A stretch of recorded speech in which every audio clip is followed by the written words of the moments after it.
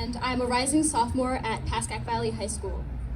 Having grown up in a predominantly white town, Hillsdale, as a girl of color, I understand what it is like to be constantly judged by the color of one's skin. I was, and still am, followed by a trail of negative, racist, and ignorant remarks. I found it increasingly difficult to be able to express myself, and I was forcefully put into a box at a young age where I was told to stay quiet and always suppressed. I was constantly reminded of the fact that I was not different because of the traits that define me, but because of the color of my skin. I recognize my privilege in that I am not a minority that has been systematically oppressed since the conception of this country. If this is what I feel, then imagine what it is like for Black Americans.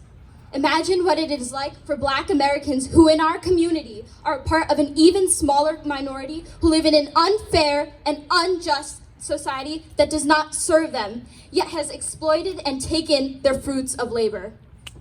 All lives will matter only until Black lives matter.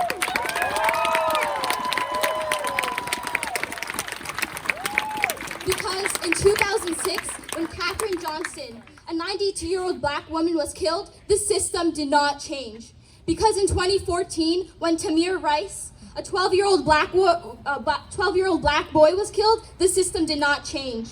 Because in 2016, when Alton Sterling, a 37-year-old Black man, was killed, the system did not change. Because when Tatiana Jefferson, a 28-year-old Black woman, was killed, the system did not change. Because in 2020, when Breonna Taylor, a 26-year-old Black woman, was killed, the system did not change.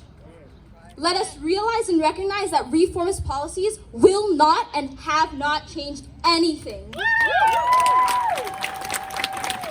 Police and prison abolition work is, quote, not about defunding every department instantly. It's about a gradual process of strategically reallocating resources, funding, and responsibility away from police and toward community-based models of safety, support, and prevention. The people who respond to crises in our community should not be the people who are best equipped, should be the people who are best equipped to deal with those crises, end quote.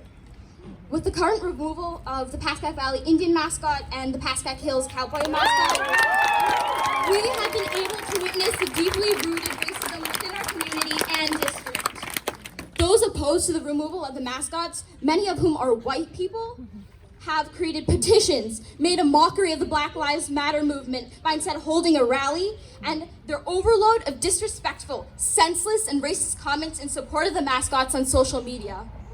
We must bring the change within ourselves, not just to not be racist, but to be anti-racist. And to pop this bubble that we live in that is formed from years of misinformation and ignorance. We cannot just simply walk and rally for the Black lives that have been lost, but we must play an active role in ensuring that this systematic oppression of BIPOC, Black, Indigenous, and people of color is removed. We must not forget their names that need to be said. And I want you all to say with me, Black Lives Matter.